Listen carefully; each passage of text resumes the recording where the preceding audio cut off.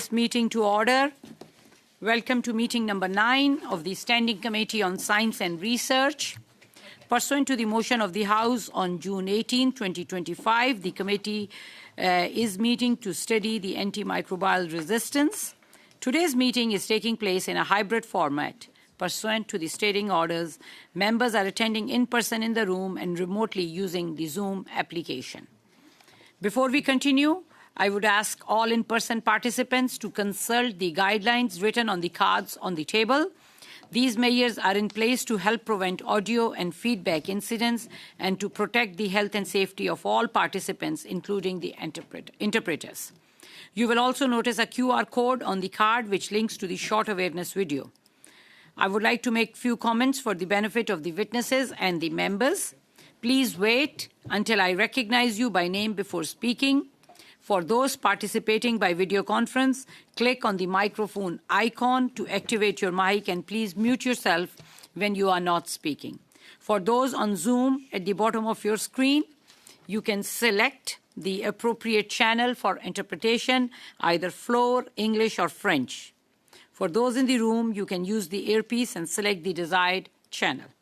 A reminder that all comments should be addressed through the chair. For members in the room, if you wish to speak, please raise your hand. For members on Zoom, please raise your hand function.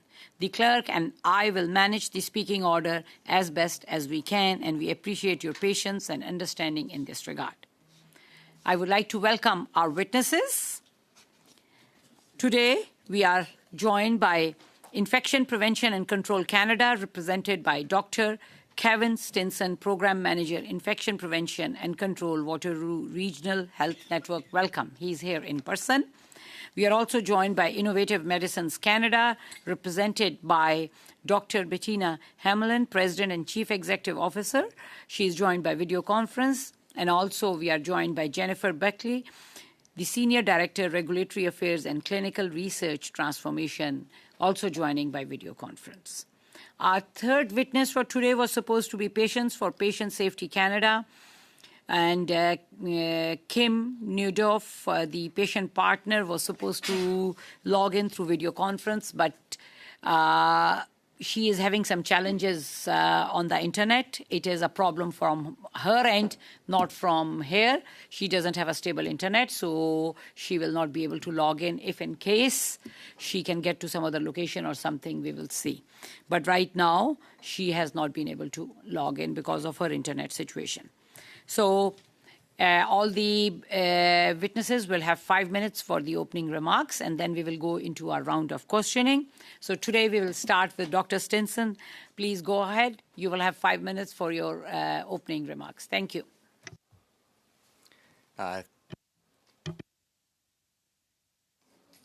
Thank you, Madam Chair, and members of the committee for having me today. We've heard in previous sessions about the significant economic and direct human health impact that AMR is already having in Canada and across the world, and how that's going to be scaling and increasing in the coming years and decades. Now, I'm coming today and speaking on behalf of the perspective as a microbiologist and an infection control professional. And while I work in the acute care hospital sector in Kitchener, Ontario for Waterloo Regional Health Network, I'm representing today infection control professionals across Canada and across the continuum of healthcare through our professional association, IPAC Canada. And I would also be remiss if I didn't mention that today represents the start of National Infection Prevention Week in Canada, serendipitously. So AMR we've described in past sessions as a silent pandemic, and what this means is that a significant amount of transmission and cases go undetected. Now, contrary to what we think of when we hear the term pandemic or epidemic, especially with recent memory, AMR has a bit of a unique challenge here. Antimicrobial resistant organisms, or AROs, have an ability to transfer genetic material that confers resistance from one bacteria to another. This includes transferring it into our human microbiome, the bacteria that naturally inhabits our body. And this leads people to becoming persistently colonized. Now, the challenge with that is then these people are more at risk of developing a resistant infection downstream, and they can act as reservoirs to transmit to others. And we see right now nearly 1 in 10 Canadians admitted to acute care hospitals are colonized with at least one ARO. Those numbers increase dramatically when we look at middle and low income countries overseas. There's major knowledge gaps in understanding this transmission and thus understanding control measures to put into place to stop the spread. Our surveillance network and programs in Canada largely act as sentinels of large AMR trends, but they lack the depth and breadth to truly map transmission. They're also often generalized to a national or provincial level, which then lacks the granularity to take that information and translate it into meaningful practice to impact local policies and guidance. Now, in the healthcare setting, the infection control professionals represent a major aspect of the surveillance programs in healthcare.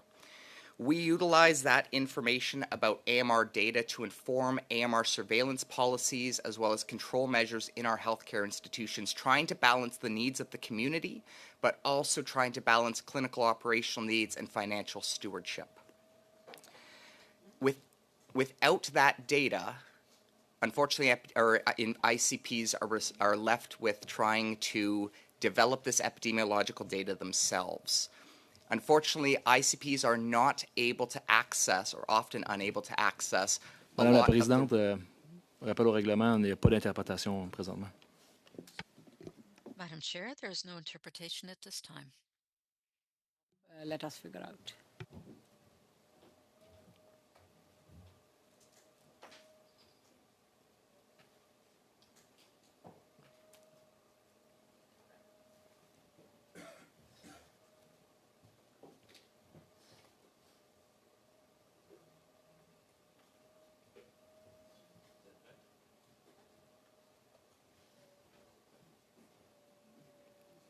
Go ahead. Sorry. Yes, so infection control practitioners act to... Yeah, absolutely. Sorry for interrupting. Let us figure out. Madame la Présidente, j'ai toujours pas d'interprétation. Oui? Madam Chair, I still don't have interpretation.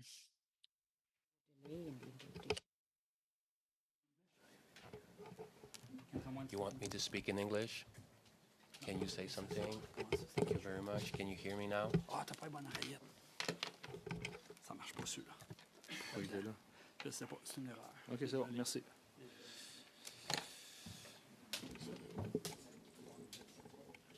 So can you speak in English? Let's go, if he has it. Mr. Blanchard-Jonca, if you don't mind, I'm going to talk to you in English, just to make sure your interpretation to French is okay. Thank you. Okay. Sorry for that. Please go ahead. Thank you, Madam Chair. So, looking at ICPs developing these control programs and surveillance programs in hospital, without that access to data that reflects their communities, they're left trying to develop that data themselves. And unfortunately, these infection control professionals often lack access to research dollars to be able to do the work needed to optimize their programs. And that's especially true for rural hospitals and areas outside of the acute care sector, such as with long-term care facilities.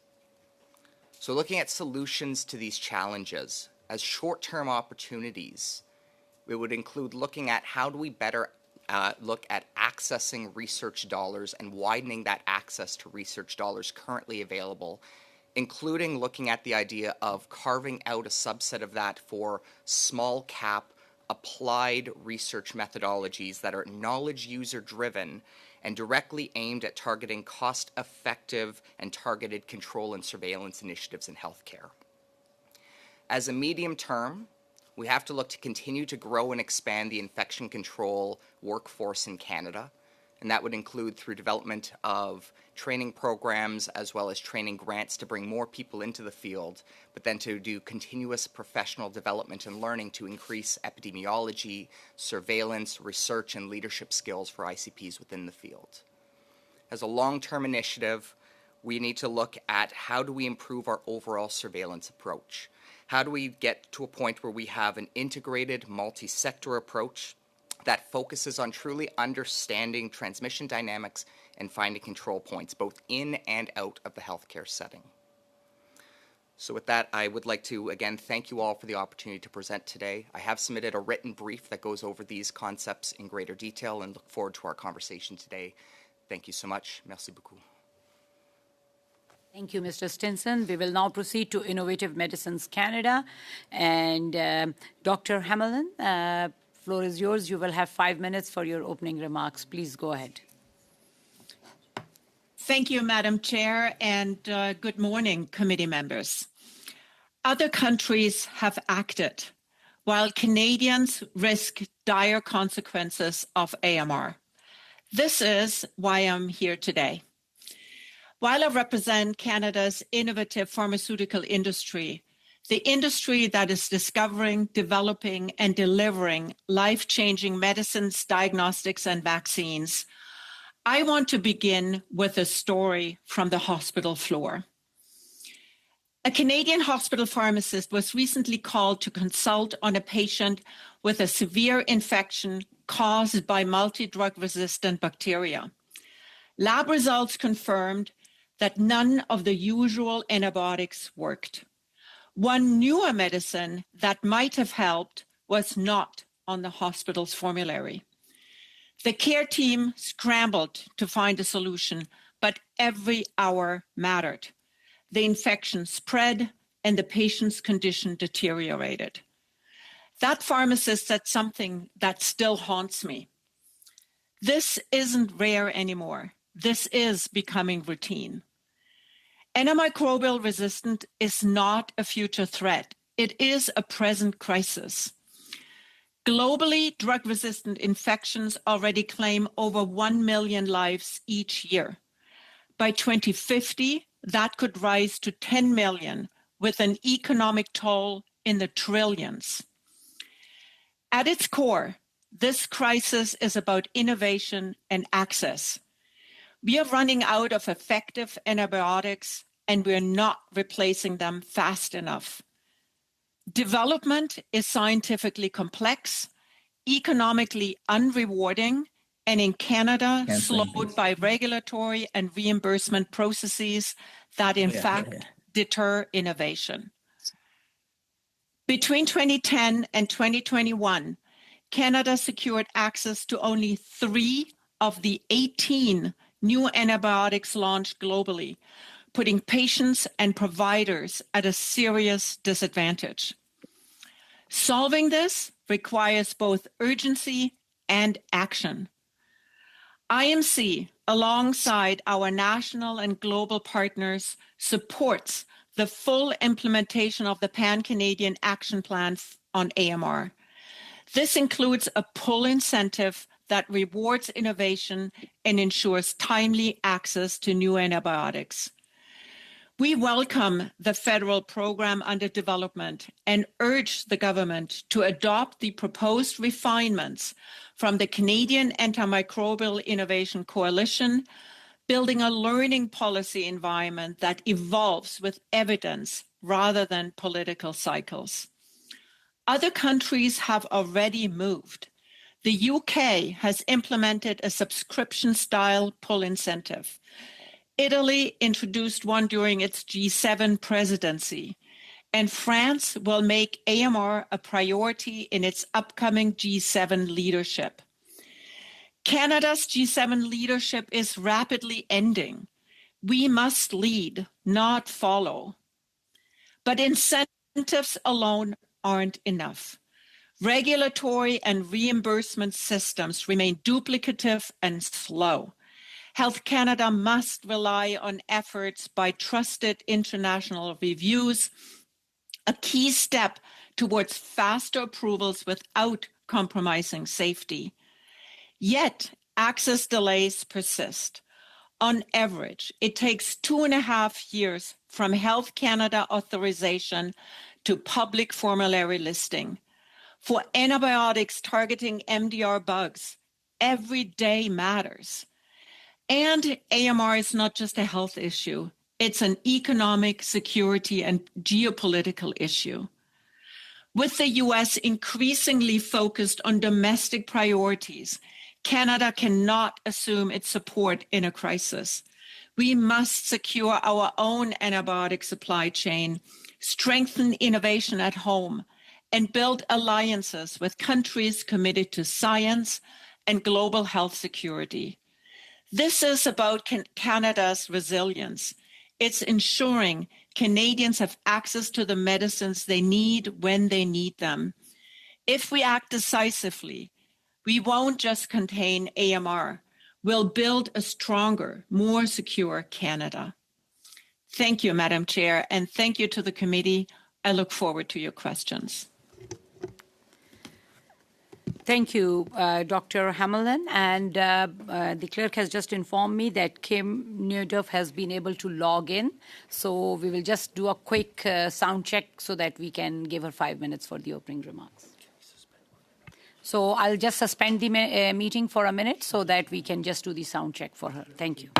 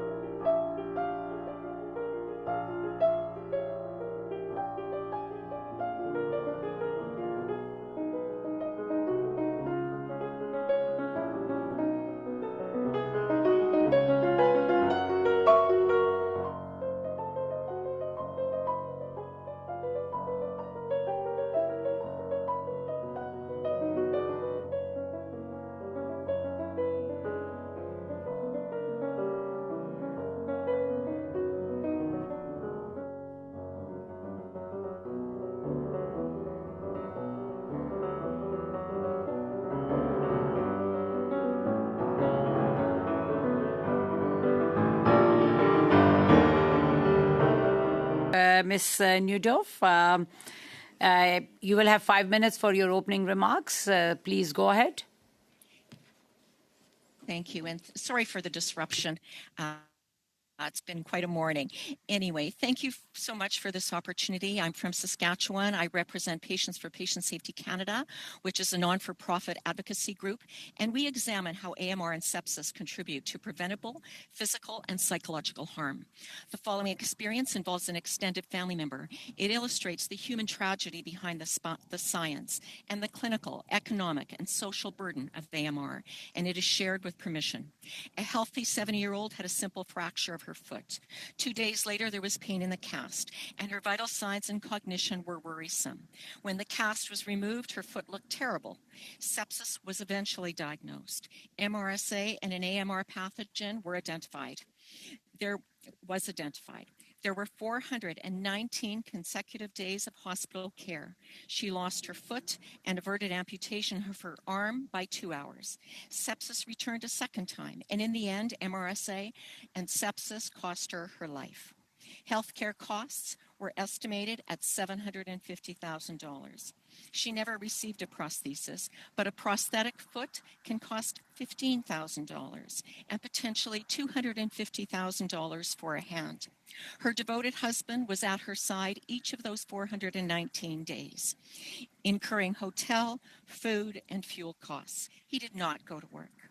Patients for Patient Safety Canada incorporates a people-centered approach, which extends horizontally across the 5 pillars of the action plan. We support the ecology of One Health, but given our mandate, our recommendations center on the central theme of engagement and empowerment. The first recommendation is to support health promotion, infection prevention, and early recognition. A, promote personal agency in our communities. B, promote personal agency as a patient or resident in congregate settings to prevent facility-associated infections. C, call for healthcare accountability of adherence to standards developed by CSA, HSO, and IPAC Canada. D, research and innovation. We'd like to see wearables or smartphone technology designed to alert us to critical vital signs, rapid diagnostics for accurate antimicrobial prescription and early recognition of sepsis, built environments designed to contribute to infection prevention and control, hand hygiene and environmental monitoring systems tied to performance reviews. Include demographics and surveillance data to better understand the social burden of AMR. Given the alarming increases in STBBIs, more needs to be done upstream and downstream. Sustainable ergonomic environmental cleaning and disinfection innovations. Continue to fund the good work of the Sepsis Canada Network. Recognize the current work of CIHR National One Health AMR Research Strategy to engage patients with lived experience. Mandate IPC education for all long-term care staff, including environmental cleaners. The second recommendation is to develop resources for those of us who live with AMR. Can you please wind up? Your time is up. Self-management resources are lacking in access and quality, thereby affecting personal agency and the risk of transmission. And the third recommendation, and there's a whole series there, is to grow our public awareness. And I've submitted a brief about that. Thank you so much. Thank you, Ms. Newduff. With that, we will now go to our round of questioning. And our first round of questioning is for 6 minutes each. We will start with MP Baldinelli. Please go ahead. You have 6 minutes. Thank you, Madam Chair, and thank you to the witnesses for being with us today. I'm going to begin with Dr. Hamlin and your comments that spoke to the need and urgency of the issue. You specifically said when every minute counts, we need to act. AMR is not rare, and AMR is a crisis. And you indicated that, while other countries have acted, Canada is falling behind. We've had other witnesses testify before the committee. For example, Dr. Castonguay indicated it cost the provincial healthcare systems about $1.4 billion. We also had Dr. Liu Ying up here, and he mentioned Canada's falling behind in terms of antimicrobial therapies. Yourself and Dr. Salama have talked about, as of now, there's only 3 of 18 new antibiotics that were launched worldwide are available in Canada. And I'd like to probe that a little further, and find out, why is this? I mean, we've got the Health Canada Special Access Program. Is it costs? Is it the pharmaceutical companies having regulatory burdens in their way, not finding the ability to get drugs to the market? And because you talked about the need to reward innovation. So how does that work? How do we do that? And how do we get to a place where we have access to all those drugs? Thank you very much for the question, member of the committee, through Madam Chair. A very good question. And I want to start by saying that IMC and our members have been at the ready since the very first federal consultation on AMR in 2018. What is really holding us back in Canada is that we do not have a predictable market structure for the industry to bring these medicines to Canada and commercialize them here. There is, government still has to finalize that structure. I'd also like to emphasize that, the engagement of the industry in this country has been constant. The industry invests every year $3.2 billion in research and development.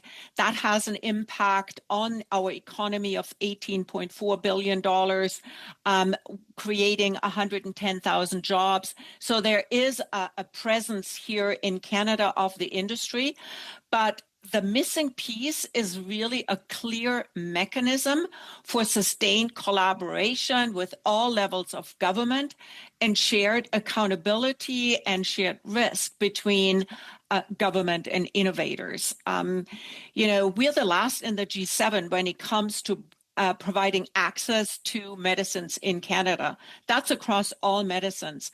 And for antibiotics, where every minute counts, as we just heard from Ms. Neudorf, we just don't have 2.5 years to go through all the red tape that we have to go through in Canada to bring these medicines to Canada.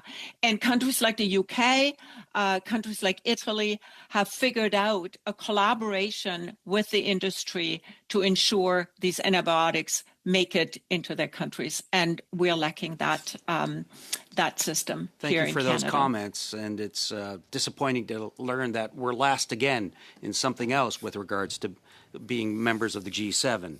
And that finds itself here. Dr. Stinson, because you represent individuals that work, Infection Prevention and Control Canada, like people on the ground at the hospitals. Now, is there an aspect that you can speak to of the Health Canada Special Access Program and what you're seeing on the ground? So my side of the house is less with the direct treatment of patients and more looking at within a healthcare situation, how do we look at the population writ large and transmission across that population? I will say that we are now seeing far more complicated pathogens routinely coming into the hospital, both as colonizations but also spilling into infections. We're seeing the rise in Canada of a pathogen, I'm just going to call it CPE for simplicity's sake, that when it causes a bloodstream infection, there's about a 60% mortality rate associated with that. There are actually some novel drugs coming to market or in market, just not in Canada, that could be targeted towards that. We don't have current access to that. Now, I know my colleague, Dr. Greg Rose, who presented to this committee earlier, he had given some discussions in previous conversations around a similar patient to that effect that he could not find drugs for. Thank you, Dr. Stinson. And my time is almost up. And I just wanted to find, because again, you're talking about the representatives that you work with are on the ground. You talked about lack of being able to apply for funding, to do the type of research that you're doing on the ground, on the hospital level. I was wondering, as my time gets short, perhaps you can share some of the ideas on how some funding opportunities may be able to flow downward to on the ground officials such as yourselves. Yeah, certainly. So, going back to that organism, CPE, right now a lot of hospitals in Ontario are trying to, in Canada, my apologies, are trying to work through the cost-benefit analysis of, do we bring in screening programs for that? And this isn't just small community hospitals. Large hospitals are having to fight the same problem. And it doesn't cost a ton of money. You're only looking at, depending on the size of your hospital, $20,000 to $80,000, $100,000. But this is a pathogen with significant risk to patient safety. So getting funds Sorry to for pilot, interrupting. If you can just wind up. getting Time funds is to up. pilot that kind of a surveillance program can help inform, does this make sense for our community? Bravo, thank you. Thank you. Thank you. We will now go to MP Noor Mohammed for 6 minutes. Please go ahead. Thank you, Madam Chair, and thank you to all of the witnesses for being here. And of course, as Dr. Stinson points out, I don't know if it's Happy National Infection Prevention and Control Week, but we acknowledge that week. And of course, the theme this week is Unite, Prevent, Protect, and Prevail. So I'm glad we're having this conversation on this matter today. Dr. Hamlin, I'd like to start with you. You mentioned Italy and the United Kingdom. These are single jurisdiction healthcare systems. One of the big challenges that we face in Canada is the notion that there is a federal approval that happens for drugs, and then 13 different jurisdictions get to decide how this is going to play out in their respective jurisdictions. And we've seen certain provinces that have been far more hesitant in terms of bringing new drugs on than others. Would you recommend the elimination of the 13 different jurisdictions and allow for and support a single approval at the federal level and then downstream decision from there, as opposed to having 13 different decisions? Thank you very much, MP Noor Mohammed, and delighted to answer the question through Madam Chair. So, I think what's really, really important is to recognize the uniqueness of Canada. And Canada is a federation, and there are roles for the federal government, and there are roles for each of the jurisdictions. And we have to acknowledge that and work really with all levels of the government, because everyone has a really important role to play. In this instance, the federal government has an important coordination role to play to ensure drug supply, to ensure that there is a list of the most pressing resistant bugs that would be sort of the target for the next sort of list of antibiotics that we need to bring into the country. But between the regulator, Health Canada, and the jurisdictions, there are actually multiple organizations that play various roles and have added significant red tape, which leads to the 2.5 years after Health Canada approval. And that is, the Canadian Drug Agency, that doesn't really recognize the value of innovation as much as in other jurisdictions. Then we have the Pan-Canadian Pharmaceutical Alliance that negotiates pricing on behalf of the provinces that provinces may or may not accept, and then the industry negotiates again with the provinces. So it's all these different steps. There's just a way we need to find in Canada to tackle the fragmentation, and the industry, we're at the ready to work with the federal government and the provincial governments to tackle that, because it's just not sustainable with everything that goes on geopolitically, and particularly in disease areas where every hour counts. Great. Thank you very much. I mean, you mentioned that every hour counts. So it seems to be the 2.5 years once Health Canada has approved a drug is certainly problematic. And if you have any specific ideas, anything that you have on that, if you could submit in written form to us, ways in which we might take that forward, I think that would be very much appreciated by all members of this committee. Delighted to do that.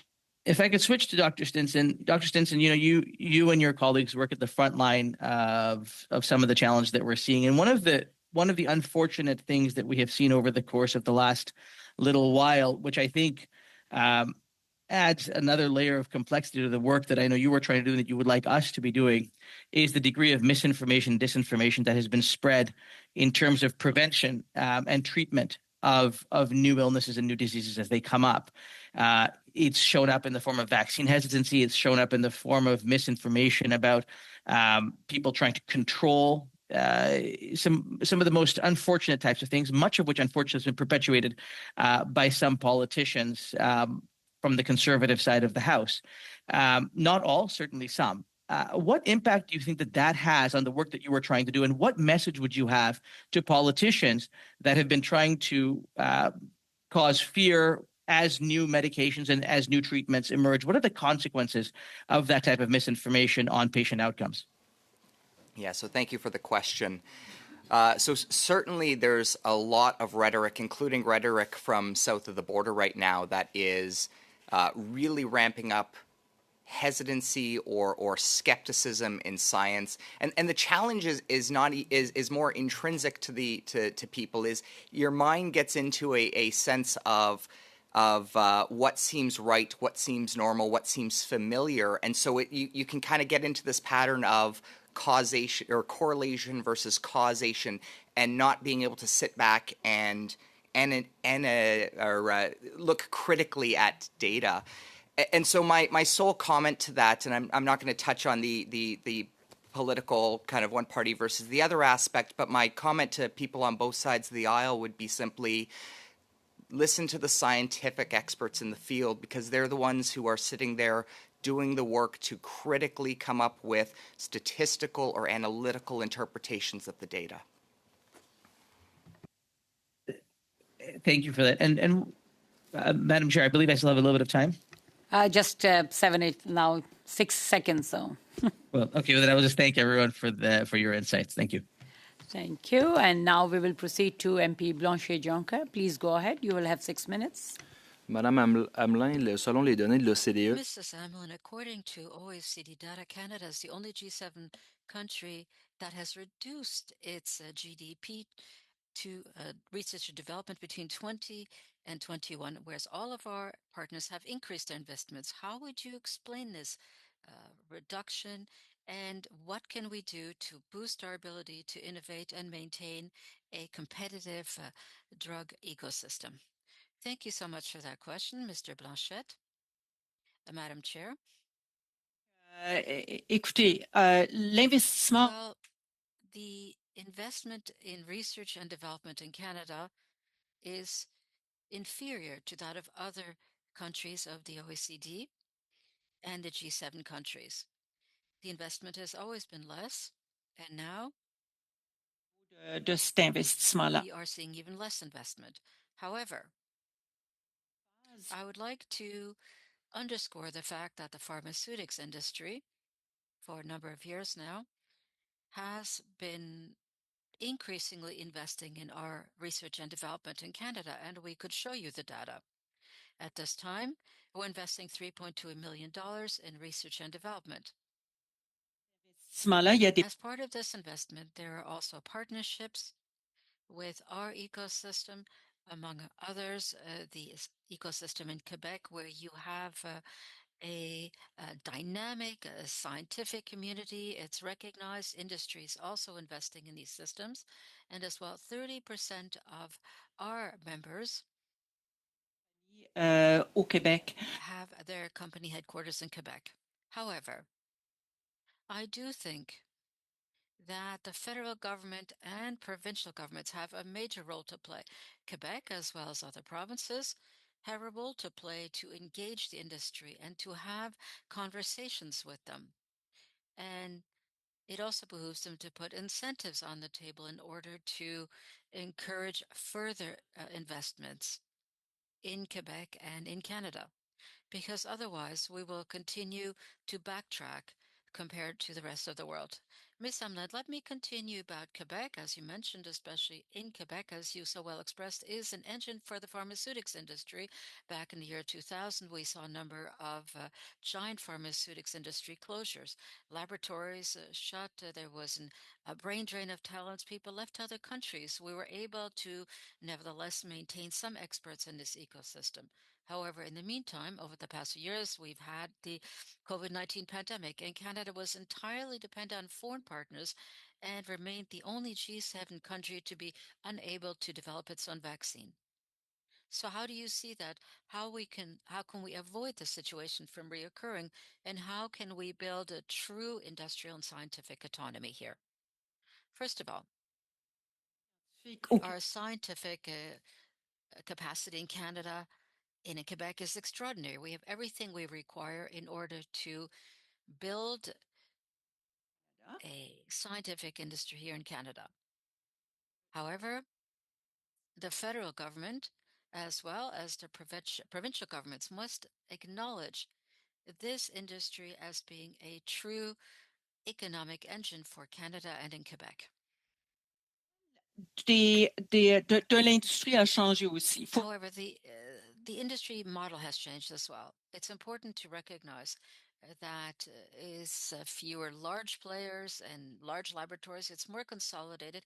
However, it is mostly based on partnership and investments. But in Quebec, you have been able to attract Moderna to build a vaccine production facility. And that's good. We have Sanofi in Ontario that is also producing vaccines. I have also seen success stories like FC which is able to develop antibodies against COVID and against other infectious diseases. So truly, we hold the capacity to do this. Investments are required, and we need to work with the industry. We need to put in place incentives. And as well, we have to create a market allowing companies, whether these be Canadian or multinationals, to be able to market their products in Canada and to not have to wait for a year that Health in Canada or 2.5 years from Health Canada to be reimbursed for a drug, or sometimes 3.5 years, whereas in the United States and in Germany, there's immediate reimbursement for the drug. So developing this market cannot be disconnected from the innovation system in Canada. And Ms. Hamlin, let me continue. You mentioned that Canada is showing no leadership in AMRs within the G7 compared to France and Italy, for instance. Do you think that this is due to the fact that our share of the GDP devoted to science remains among the lowest in the G7? That's been the case since the early year 2000. I think the reason is mainly because we have discussions and then we don't take action. We have to start taking action. We know how to do this. We know how to create incentives specifically for antibiotics in Canada. We can learn from other models and we can personalize them to Canada. In fact, we've demonstrated that it is possible. We work with Ontario, and now we're looking to work with Quebec on the issue. But we really have to take action now, and we have to begin saving lives in Canada. Thank you. Start our second round of questioning with Ms. D. Ryder for 5 minutes. Please go ahead. Thank you so much. Dr. Stinson, I was going to go down one path of questioning, but then you mentioned something that made me completely alter my thoughts here. You said 1 in 10 patients are colonized with at least one antibiotic-resistant organism with their stay in hospitals. You're very community-focused, and you're right in my community in Kitchener, so I have some community questions for you. What has this drug crisis in Kitchener contributed to the spread and transmission of AROs in our community? So thank you for the question. And to be clear, it's close to 1 in 10. It's a little bit below, and it's not necessarily colonized in that particular stay in hospital, but because people are persistently colonized, it's a persistent issue for that patient. Certainly the drug and opioid epidemic and the associated homelessness or underhoused challenges that's creating, you have people being crammed into very, very poor living conditions, often with poor states of sanitation, poor overall states of health, poor access to healthcare facilities themselves. It ends up being an area of really unexplored but highly concerning for transmission within that population. And so you imagine one person going back into that population or into that encampment, for example. The challenge is that if they're colonized with an ARO, they can now start to transmit to those around them. And again, it's not necessarily an infection at that point, it's colonization. But now you have a resistant bacteria as part of your normal microflora. So if you get let's say, a bacteremia from injecting opioids, that now has a risk of being now a resistant bacterium, which has significant impacts on their health. So it's compounding and compounding Absolutely. and compounding to the situation. We had in Kitchener, we had a huge influx of population because of the failed international student program. Did you see an influx as well in this because of that program, especially in Kitchener? I don't know that I've necessarily seen a international student population being what drives into the healthcare, into the hospital sector. I mean, overwhelmingly, the majority of who's coming into hospital are still older adults. And so we certainly see some younger adults, we see some students, but I don't know that it necessarily was that big of a driver for changing population dynamics coming to hospital. I unfortunately just don't have the statistics on those admission demographics. Thank you. I'm going to ask Kim one question, and then if I have time, I'll come back to you, Dr. Stinson. Kim, do you have data on people in our country that have died from sepsis or infection to date because of homelessness or drug use in Canada? I don't. And I would say that that is an area that needs to be studied. The social demographics that go along with the microbiology. I think that it is under-investigated. I think that AMR, sepsis, sexually transmitted infections in our province are very high. MRSA is very high. And syphilis, antimicrobial resistant gonorrhea are very high. I recently saw a statistic that said between 2018 and 2022, there was a 1,444% increase in syphilis. I can't remember if it was the Prairie Provinces or Saskatchewan, but all of that, in terms of your last question to Dr. Stinson, that the situation, the disparity that our communities are in right now, the way that it's increased in the past 10 years, the lack of access to sanitation and to hygiene is really affecting their dignity, of course, but infection control and sexually transmitted infections as well. Sanitation is a part of it, as well as gynecological health is all part of it. And so I think, our communities need to do a better job of helping the vulnerable that do not have access to hygiene and water. Hubs, perhaps creating shower hubs. I think that's happening in Vancouver, perhaps, or there's thought about it in my province in Saskatoon. Kim? Yes. Yeah. Ms. DeRider? Yes. Okay. Your Thank time you. is up. Thank you. Thank you. We will now Yes. proceed to MP McKelvey, and I think you are sharing the time with MP Jessic. I was going to just Okay. MP Jessic. Thank you so much, Madam Chair, and thank you to all our witnesses today. My first question is for Dr. Hamelin. The approval process starts with Health Canada, and I'm wondering, since you've referenced international approvals being so much quicker in various countries, would you recommend any thought about reciprocity between Canada and other like-minded, similarly scientifically based organizations in other countries? So I'd like to just start with that. Thank you very much for the question, Dr. Jasek, and through Madam Chair, delighted to answer. And I will also invite my colleague Jennifer to comment as she's working closely with Health Canada.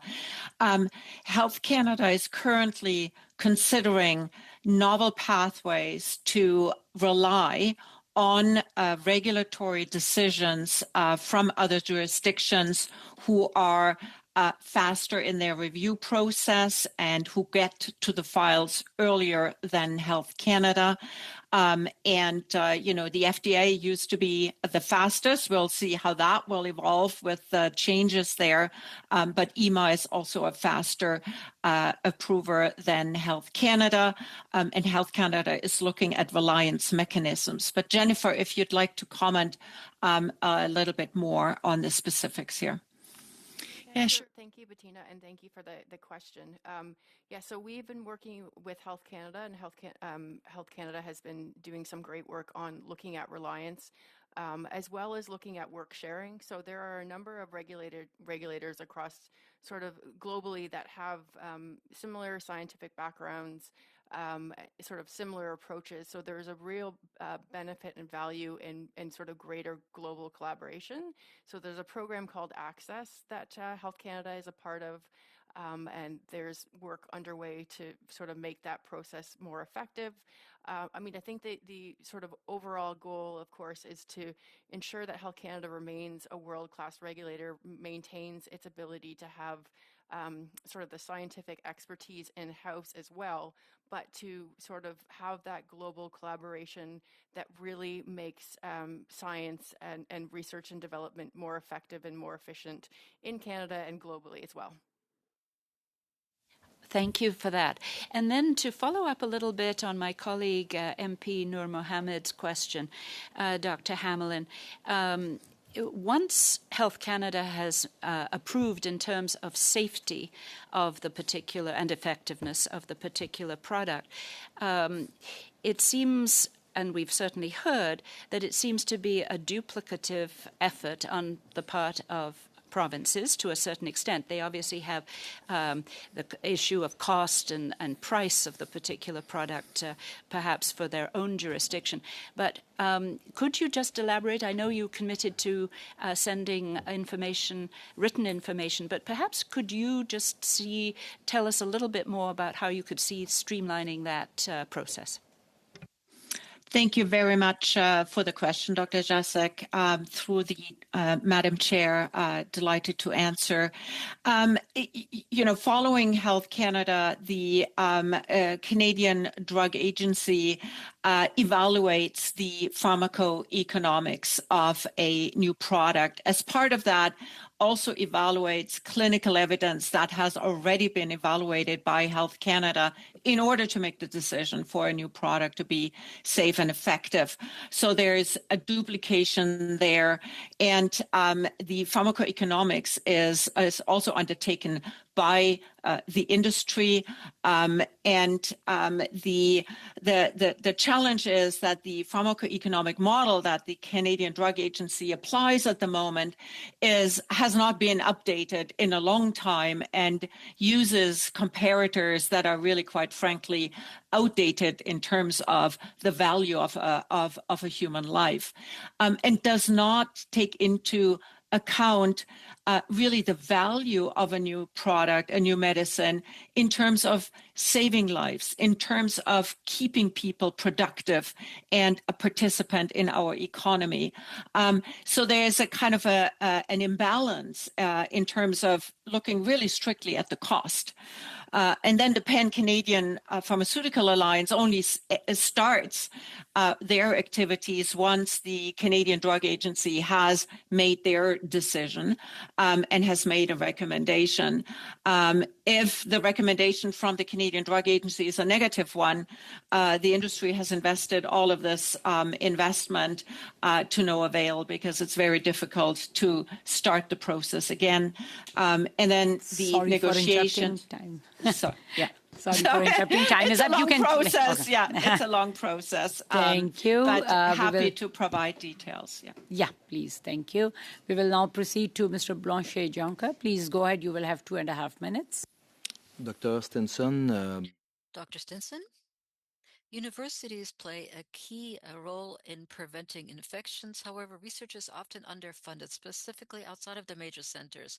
Since Canada is behind in its investment in R&D compared to other G7 countries, what recent innovations look promising or are the most easily applicable to the field in order to strengthen prevention and collaboration between researchers? Merci pour les questions. Je vais répondre en anglais. Thank you for that question. I'll be answering in English. Funding capacity, of course, universities are that main aspect of where is the research occurring.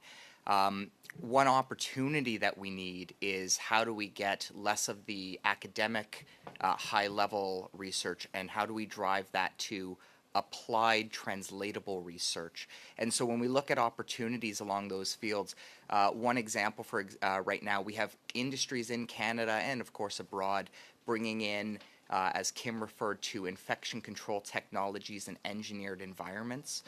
It's very difficult right now to say what is the cost-benefit analysis of these expensive technologies for truly preventing infections, but the literature is very poor on doing that analysis, and so there's a huge opportunity there. On parle souvent des décisions fondées sur des... Often we've heard about decisions based on data. Do we truly have enough of reliable and accessible data to move ahead with prevention? And what we've learned from COVID-19, have these lessons been truly integrated in the long-term planning process? Our data is, at best it's generalized and it gives us trends, but it does not really map transmission. And so in order to take that and implement something that makes sense for a community, for a small subsection, we need to have a better sense on the granular level. But we also need to look at sectors outside of just acute care. That's where the majority of surveillance data comes from. But right now, in Southern Ontario, for example, multiple hospitals, including our own, are seeing this trend of one particular pathogen increasing dramatically. Well, if it's multiple hospitals all seeing the same trend, it's clearly not purely a hospital problem. There's a community element to that, but we really don't have any data looking at community transmission. We will end this panel at 12:05 as we suspended the meeting for 5 minutes. So we will have 4 minutes for Mr. Mahal and then 4 minutes for MP Rana. So MP Mahal, you will have 4 minutes. Please go ahead. Thank you, Madam Chair. And I'll be sharing my time with the MP Ho, if there is time. So my question is, I would start with Dr. Hamlin. Doctor, in your testimony and to the answers of my colleagues, you answered that there is no structure to commercialize medicine in Canada. I think, is it there is no structure or there are too many structures and there's too much red tape that comes into play when it comes to commercializing the drugs? So which one is it? Is it too much red tape or is it no red tape? There's too much red tape, too many structures doing duplicative work. Although there's some attempts happening to, overlay some of this, but there's too many structures, too much red tape, and that really prevents us from bringing medicines to Canada. You also commented that when it comes to AMR and the researcher in regards to AMR, we lack or we stand on the last on G7. What do you think, who's responsible? Is it because of the federal government or the red tape, or is it because of the academia that doesn't have enough research done on it, or is it because of the production side of the drugs? So which one is more responsible on it? The comparison to the G7 refers to the time it takes to reimburse the medicine, for the time to put the medicine on a hospital formulary. And so the researchers, Canadian researchers, are stellar. It does not have to do with the research. The research on antibiotics specifically is tough research because the mechanisms are complex and because, as Dr. Stinson explained, the genetics changes. But the research capacity in Canada certainly is there. It really has to do with too much red tape, that prolong the processes to bring medicines to the patient. Thank you for the answer. Dr. Stinson, you referred in your testimony that you heard from other members of the panel as well that there's different level of governments and there is misinformation, disinformation that is being spread out. My question to you is, I can speak about the experience that I had with my mother. My mother was UTI, she had UTI, and she was at a stage where she developed AMR.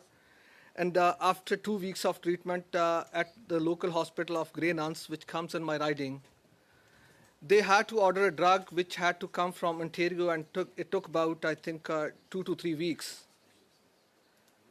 Would it not be better if we have a body at federal level that would provide those drugs to all the provinces, to all the local bodies? You also work with the remote facilities, those provide those day-to-day challenges.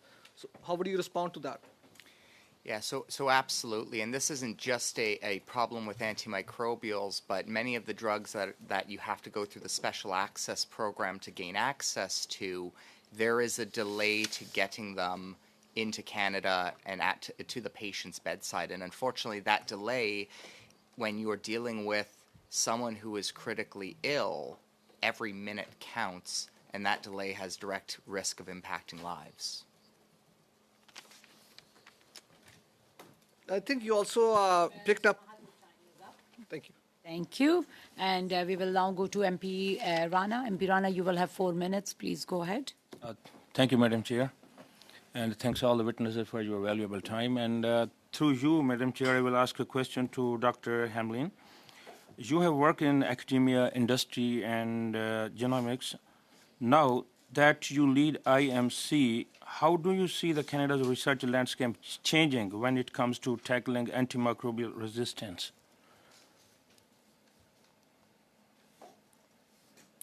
Dr. Hamlin? You're on mute, please. Apologies, I was on mute. Yeah. Canada has a huge opportunity to advance AMR by engaging in by putting in place the Pan-Canadian AMR plan to make this a program that is a long-lasting program, a collaboration between the industry and all levels of government, and that would bring investments to the antimicrobial space. It would bring investments to Canada. It would bring more clinical trials to Canada. It would create jobs in Canada. And what it requires is really executing on this plan, doing this as fast as possible, and engaging in this push-pull incentive, a real collaborative approach between the industry and all levels of government in Canada. And what are the biggest challenges the companies are facing in Canada to develop antimicrobial and antibiotic solutions? The biggest challenge for the industry in Canada is the unpredictability of the marketplace that puts a huge risk on the industry. Also keep in mind that special access programs, basically the accountability is entirely on the industry to provide medicines for free. And I think that really deters innovation as a whole, whether that is related to antimicrobial resistance or in other disease areas of unmet medical need. And what do you think, what kind of the role pharmaceutical industry should play in AMR? In AMR, I mean, the industry is discovering and developing new antibiotics, right? There's 18 of them available around the world. Only 3 of them are available in Canada because of all the red tape that we discussed already. So I think the role of the industry is to engage with the government, but the role of the government is to engage with the industry and really put in place the plan that's been discussed since 2018 and execute on that plan in collaboration with the industry. Thank you very much. And my last question is, how does Canada stack up against other countries when it comes to AMR research and industry involvement? Well, Canada stacks up highly in terms of research capacity. We have amongst the most highly educated workforce in the world. We have companies that grow out of the infectious disease area, notably Accelerate in BC, but many other startup companies. We should not forget about the importance of diagnostics. Canada is very strong in diagnostics, particularly in the genomics field. That is really state of the art. This is being used in other jurisdictions, not so much in Canada, although we are amongst the world leaders when it comes to genomics research and diagnostic tests. And Roche Diagnostics has a big facility in Quebec. We have huge strength, but we're not utilizing it. We're not bringing it into the healthcare system. So that's another thing we really have to do. Thank you, MP Rana. So with that, this panel comes to an end, and I really want to thank all the witnesses for appearing before the committee and providing your important testimony. So with that, we will suspend the meeting, and we will go in camera for committee business for the second hour. So the meeting is suspended. Thank you very much.